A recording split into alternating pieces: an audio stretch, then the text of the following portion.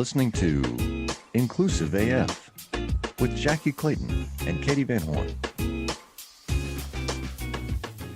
Hello, hello. Hello, this is Jackye Clayton. And this is Katee Van Horn. And this is the Inclusive AF podcast.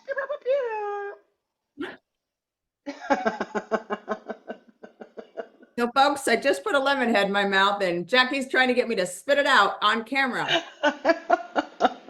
You know, Katee, I think when this comes out, it'll be episode number 125. What? What's that? Do we have anything to discuss at this point that hasn't been said? Actually, we do, folks. Yeah, I was going to say, I would love to say the answer is no, we do not. But alas, we live in the U.S., so there's always something to discuss about diversity, equity, and inclusion. That's right. Okay, so Jackye. Yes. Is that a rabbit behind you?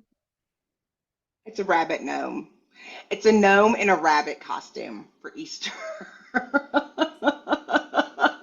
Because Jesus. I don't think any of that makes sense. No, because white Jesus, to be clear. White Jesus is the one who hid the bunnies. That's right. Yes. And turned into a gnome on the 5th day. Yes. Okay, so Jackye, this topic is one that I think is very critical, and I, as usual, I want to take it from the employer perspective. But I wanted to talk a little bit about the next Benedict murder. I don't know if has not been determined. Cause of death has not yet been determined. Cause of death has not been determined, and I know that the powers that be are maybe saying it's not because of the physical beating. But so for those of you who don't know, non-binary teen in Oklahoma who is being bullied actually died after an altercation in the bathroom at their school where multiple teens, sounds like, did quite a number on them. Because they were using the women's bathroom, and these folks did not like it. Obviously, this is heartbreaking and, soul crushing that we are still teaching our kids that hate is okay. Right. But what are your thoughts, Jacqueline? Well, the first thing that hits me is like why DEIB programs are so important, right? I feel like the majority, our biggest competition, or the things when we were talking about DEIB, the biggest adversary is doing nothing. And the other part, I don't think a lot of the pushback actually comes from hate. It comes from common sense, meaning be nice, don't put your hands on people. Like, why isn't that enough? Always seems to be the argument. Like, why aren't you just treat people fairly? And and the reason that we have to explain to people that these people exist is because these things happen. And when it comes up, you have to be ready to know how to spring into action immediately, to take charge, because we don't have time for you to figure out wherever you stand on how to treat people. Right. Like, it's not about, there's no reason to let anybody put their hands on another person and not have disciplinary action, period. Period. Right. Regardless of sexual orientation, race, age, disability, all of those things. And it's unfortunate people think we've come so far and we are so not ready. No. That's the first thing that stands out. What do you think? I think for me, I was just this past weekend, I was working with one of my groups that I work with, one community, and we were doing a training for a medical group that's here in Arizona. And I brought up this situation, and one of the women in the room gasped, like she couldn't believe that this happened. And earlier in the training, she had talked about her children, and it was one of those such a stark reality of what you have to worry about with your kids, what you don't have to worry about with kids. I mean, there's so many things that parents today have to worry about for their kids going to school of, if they are transgender or, if their gender identity is different, if whatever sexual orientation is different, if whatever might be going on, and then, oh, they might be shot while they're at school. Oh, and that some teacher might harm them in some way. Like I don't know how people can be parents. And I won't even say in this day and age, I think it's just generally like how scary to send your children anywhere away from you and know that this type of stuff can happen and is happening all the time. And that you have no control over the situation because you think that as a parent, you have rights and you don't. Right. Because we can tell your child where they can go to the bathroom and where they're safe or how long their hair can be or what they can wear or all of these different things. Like we have been just passing through children through this like archaic program. It is up to parents and for community leaders to look at the rules that have passed within the school board. It is so unfortunate to know that it probably doesn't say anything in there that's protecting today's children in their policies. I guarantee that's what we're going to find out when all that everything has been done. There was a case that was going on this week. It's not directly tied to it, but there's a child who was set to graduate and they looked at his grades and he's only passed 2 classes and he is set to graduate from high school this year. And then they put him back when they actually analyzed it. The mom asked him to look at it and they decided to put him back into his freshman year. And it's like, how is that possible? Right. That these things happen and we have trusted the education program to make up with rules that make the most sense for our own child without looking at exactly what's going on with our schools. Yeah. Yeah. And I would also say, I think that the folks in charge, the school boards are also promoting some of these things to restrict to harm kids. I don't know how else to say it. Like it is harming kids. We have, I don't know if you saw in the news, there's also it's in Western Virginia, there is a lawmaker that is trying to ban or prevent transgender kids who are suicidal from getting any type of medical care or mental health care.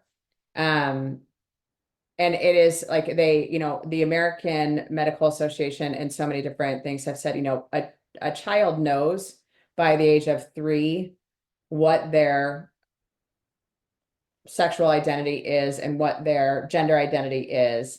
And now they might not be able to articulate it or like they don't maybe understand it to be able to speak to it, but they know what it is. And so there is like a piece of this too that is how can you as a human think that it's okay to harm a child in that way? Meaning like you're literally saying you're suicidal. We don't care.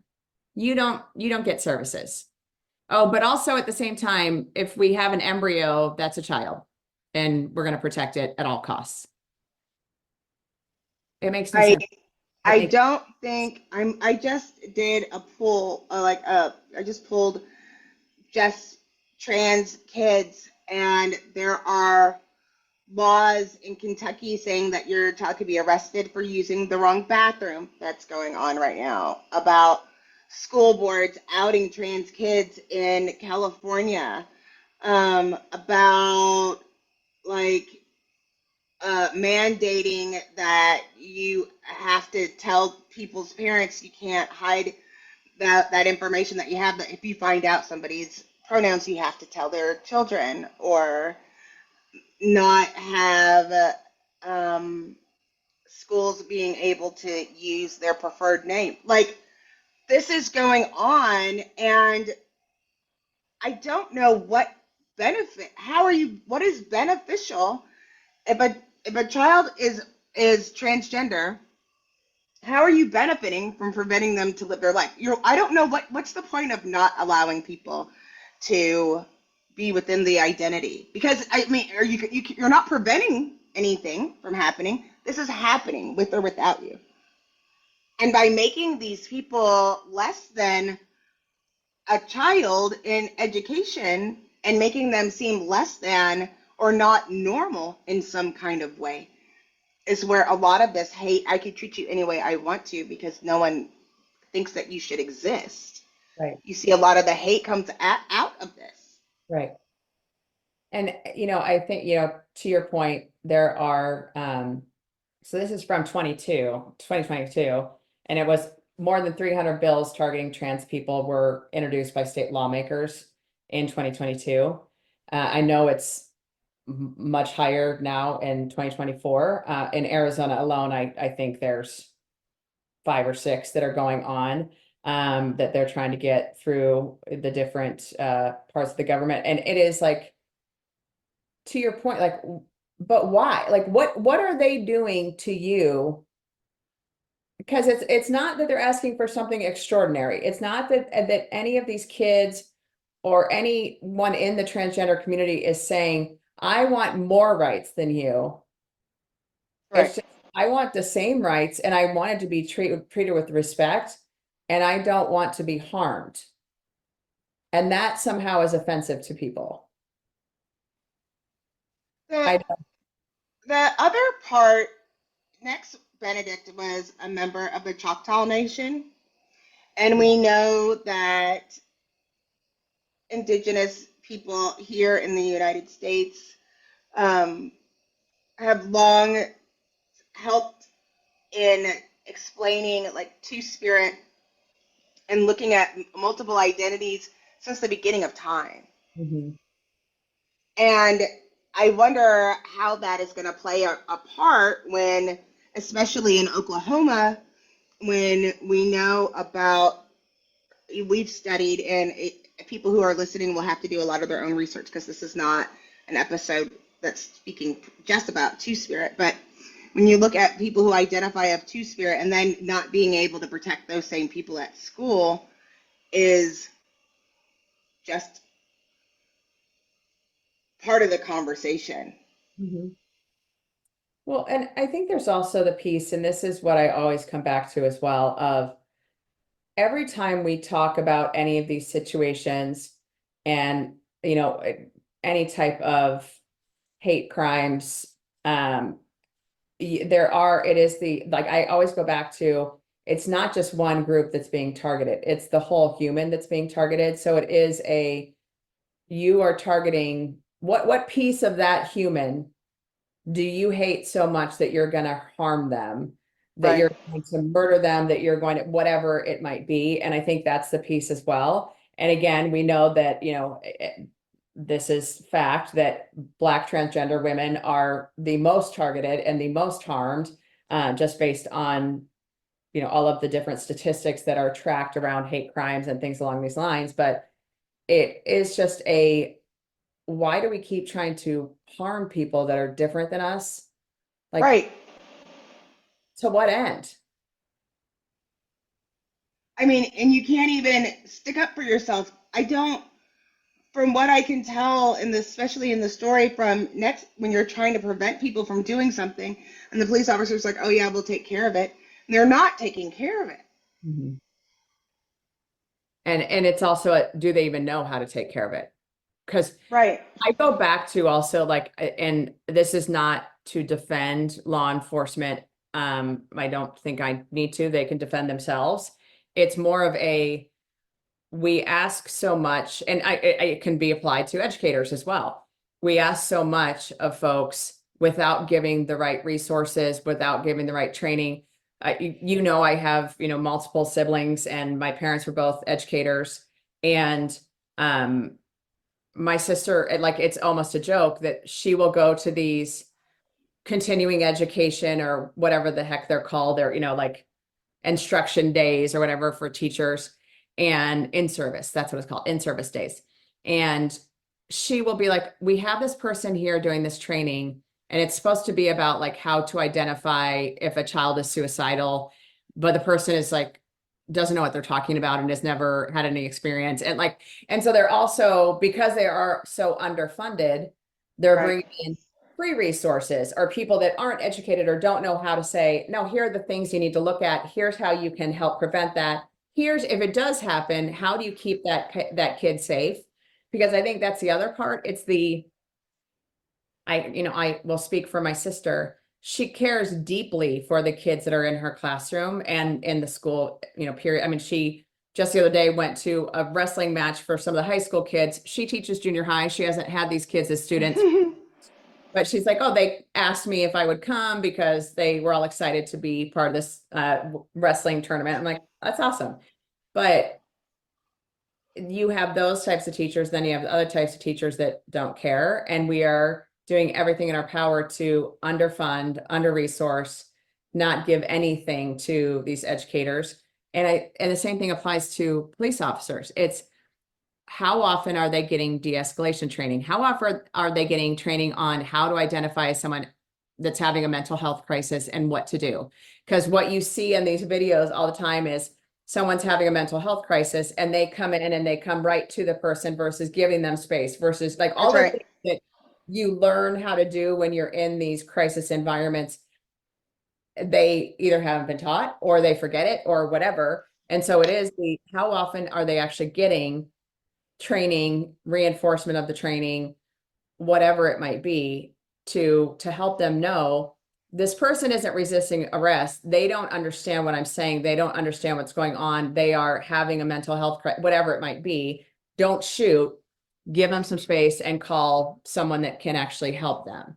And what are the cops supposed to do? Like, why are there cops in schools, right? Like, whose responsibility is it to de-escalate when you have these situations? There's a whole list of people that are there, and it just feels like, I mean, like you're saying, I don't know if the answer is like what the police person should do, but it's like,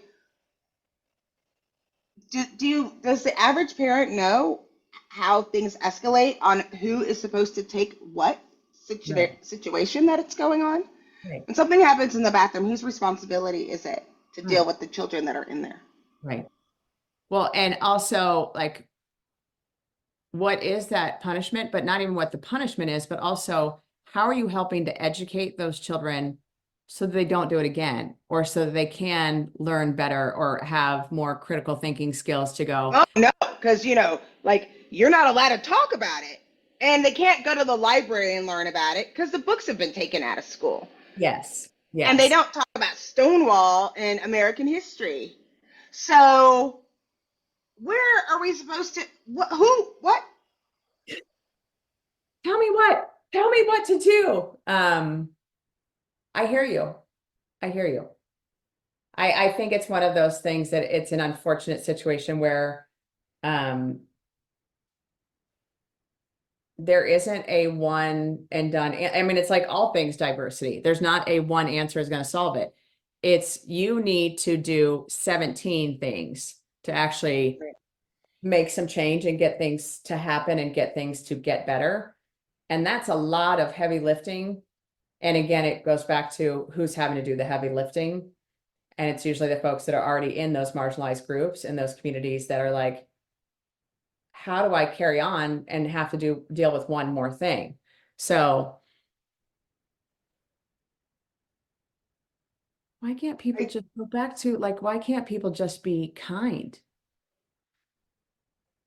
Because we're indoctrinating people to become members of the trans community. Right. To become pedophiles first. Oh, yeah, that. Yeah. Let's make sure we're clear on what we're trying to say. Like even that, like that whole storyline of, the use the bathroom that best suits your gender identity. Oh, we're going to have pedophiles in there. There hasn't been a case of that anywhere in the US. There have been people that have maybe been cross-dressers that are trying to pretend and they are absolutely predators. But there's never been a case of a transgender person harming someone in a bathroom. Because guess what? They just want to do their business and Right. get out of there. And I think that's also part of it is the assumption of like they're some sort of evil person. When, I mean, you and I both know people who are part of the transgender community. They're actually pretty cool. They're not really that evil in any way, shape, or form. So I'm not really sure where the evil piece comes into play or the, the way that people talk about it. But so in the workplace, what should we do in the workplace when it comes to these types of topics? Because the other piece is, and it comes down to all of the different traumas that occur constantly for different groups. People that are in the transgender community are having to process this, go through this trauma, and continue on their day without any resources as well to say, I'm not okay. And what can employers do? Like, how should employers react to that? And how should employers help to keep people safe and also to keep people talking and using the resources that they have, getting the mental health resources that they have, or whatever it might be. I just feel like there's not really a lot you can do, but I would feel better if, because a lot of what we're seeing, the people that are coming out in like fighting these laws or presenting or trying to deal with these anti-LGBTQ laws, or these people that are preaching hate, all seem to be of a certain age. And it's like, I really think that there are things that are coming now that are just was not what we saw when we were younger, Um, and so I know that a lot of these concepts are brand new and they don't make a lot of sense to people. But I would hope that you would have resources for education, like just like we have about anything else. I just hope that you can point to these. If your child comes out as non-binary, or if you meet somebody that's gender, like what does all of these things mean? Next they identified as non-binary, which is really a hard concept for people to wrap their head around, and which I think causes some of the confusion. I mean, we always say more exposure to these things it helps diffuse your like fear and hate. And so I just wish people could educate themselves to know that these things really are happening without having to relive trauma in order to get bills passed. Like, why can't you just understand these things are happening and hold people accountable to treat each other with dignity and respect at work? Right. Maybe they wouldn't try to treat people in this way outside of work. Right. I mean, I don't know. I feel like there are just resources to learn about this, because it's definitely not from, the dude yelling at your student council meeting that people shouldn't be able to do these things, or some wackadoo parent going in saying that you're going to turn everybody into pedophiles. Right. Well, and I think the other part that always comes up for me is when people are like, "Oh, I don't know any transgender people," or I've never been exposed to it. And it makes me kind of chuckle every time because I'm like, as far as you know, Right. because I mean, I think you and I both also know folks that are transgender that until they tell you, you would not know, you would have no idea. No. And Right. and it's not even necessary for them to tell you. It has, it shouldn't change the way that you interact with them, treat them, anything along those lines. But yes, I agree. Like, go do your research and figure out if you are in a position to be able to help create environments where people, setting the policies of how do we handle people that are, do we get a single use restroom? Do we get, signs that allow anyone that needs to use a restroom to use a restroom, things like that. Um, I think there's just so many things that can be done that seem simple, but it is like, just make people comfortable in the work environment, make sure people are okay. Now, but part of this Yes. is by not holding people accountable for their actions, and this boys will be boys mentality is where all of this comes from, Right. right? Because women are less than. So just start there. Right.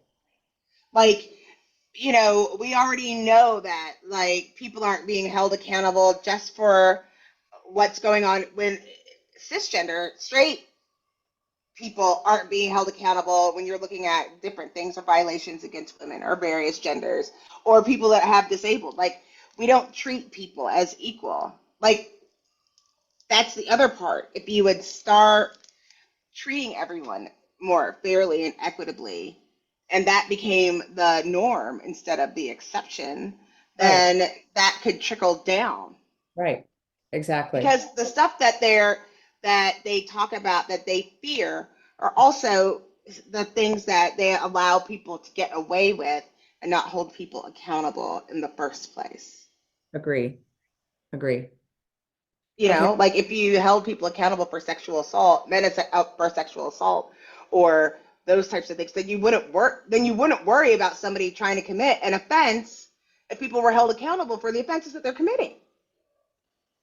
Did you hear about that pastor that was on the pulpit that basically said if a woman is raped and she's wearing shorts, it's her own fault? No. Shut up. Swear to you. I'll have to find the video. But it is like completely disturbing because it's this, just old crotchety, curmudgeonly. Curmudgeon pervert sounds Yeah, like. he's just a complete pervert. Like, he's a dirty dog, and like he's on a, he's some sort of preacher telling people, telling women that if you wear shorts, you're asking for it. And you just want to be like, go away, sir, to whatever dark hole you crawled out of, go head back in. We don't want any. I mean, I was looking at there in the Mormon church, a woman in Utah was talking about when they divided up and a bishop came to the girls class and let them know that men, if they are not being covering their bodies and they're not being modest, because men will picture them naked all the time. And she went on later and was talking about when she got married, anytime her husband would look at somebody who had like short sleeves, would get in a fight because he thought that he was looking at them, picturing them naked. And finally, it wasn't until she was like 5 years married where she finally said something to her husband, and he was like, I don't picture people naked. Like, why did you think that? She was walking around her whole life Yeah. thinking that if her arms were showing that they would picture her naked. And then every man, that she saw, any woman in that she would get mad because, he went through the grocery store line and the girl had on short sleeves and because he wanted to see her naked. Like every female in Arizona would be screwed because it's hot yeah, here. it's freaking hot. And it's like, what? I mean, I just feel like that's just part of the narrative why these things happen. Yeah. It's just the completely ignorant statements that stick with people forever, and the complete lack of education, or why do I feel that way? Why And what do parents care? You don't even go to that school. Your child's right. fine. You don't go. Everything's fine. They're not bothering you. Right. It's just fascinating. But anyways, I have one last topic I want to talk about before we shut it down, and it's more to make you laugh. Oh, I like laughing. Yeah. So I was on a Zoom call earlier today, and I don't know if you know this, Zoom has a new feature. It's an AI feature that it will summarize your conversation for you that you're having and send you an email, a written document of what you talked about in the call. And so let me just explain to you. I was like, no, absolutely. Okay, folks, you cannot see this, but Jackie's trying to enable this right now as we speak. Okay, tell me about it. I want to know what it does. I'm not nowing you right now. Okay, not now. We are not doing that. Absolutely not.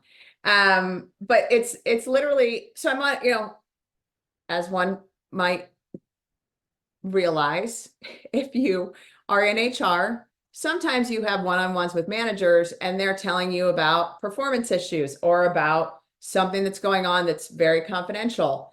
And then I get a written document to say, and then Katie said this, and then this person said that. I literally looked at this thing and I was like, oh my God, all of this is now subpoenable. That was, of course, my first thought. And there was nothing in there that was bad. It was more just like, what in the world would this, like, who wants this? Who would think this is a good idea? And I'm sure someone was like, hey, it's great, note taker. It's great. I about came out of myself because I was like, oh, like immediately reached out to our IT folks, like, turn it off. Turn that off. Turn it off. Oh, well, so-and-so requested it. I don't care. Turn it off. Turn it off. We're not doing that. Absolutely not. And Teams has it as well, I guess. Teams also has this AI function, but yeah, kind of scary, folks. So, just be aware of your technology. If you're in HR, they're always listening. Big Brother is always listening. I don't like it. I don't like it at all. I was freaked out. I was like, oh my God, what is happening right now? Because it was like one of those, like, I wasn't expecting it. And it was like Zoom, whatever it is. AI transcription, blah, blah, blah. And I was like, no. I'm turning it on. I want to see No, it. sir. No how. No, sir. No. But anyhow, that was just my little make you chuckle today. Little fun. I like it. All right, Jackye. It's Thursday. Obviously, folks won't get this till next Wednesday, but what you got going on this weekend? Anything fun? I'm going to Santa Rosa. And as a note, folks, she is going to Santa Rosa and she did not invite me. Well, you're so busy, Katie, changing the world. Very mean, very mean. I'm going to a brunch on Saturday, which would be super fun. Yeah. So I get to do that because it's still legal in Arizona. Good thing. And yeah, so I'm going to do that on Saturday. And then on Sunday, I'm going to melt into my couch or maybe melt into one of my chairs out back, one of the two. Because we're getting into that springtime.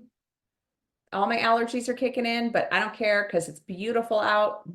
That's all.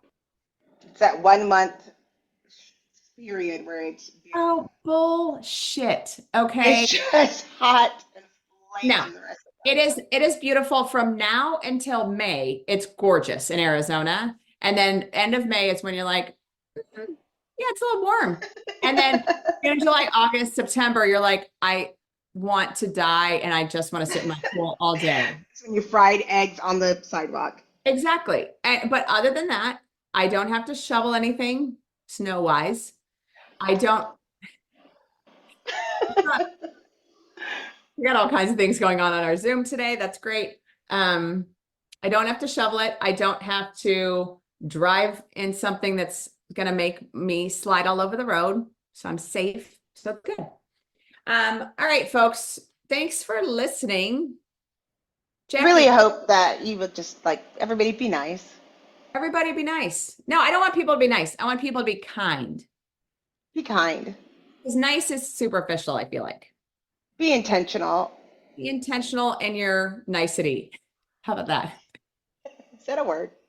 Yes. Niceties. Yes, absolutely. Okay. Thanks to you all for listening. This is Katie Van Horn. And this is Jackye Clayton. And Bye. bye. You might be surprised to know that not all serial killers are straight cisgender white men, and the victims of true crime are not a monolith either. She's Wendy and I'm Beth, and together we host Fruit Loops Serial Killers of Color, a true crime podcast. Together we take deep dives into the true crime stories about marginalized and minoritized perps and victims that often go untold. We also provide the context and nuance that these stories deserve. At Fruit Loops, we're serving up true crime with a side of history, society, culture, flavor and some fun. Listen to Fruit Loop Serial Killers of Color on Spotify, Google Play, Apple Podcasts, or wherever you get your podcasts.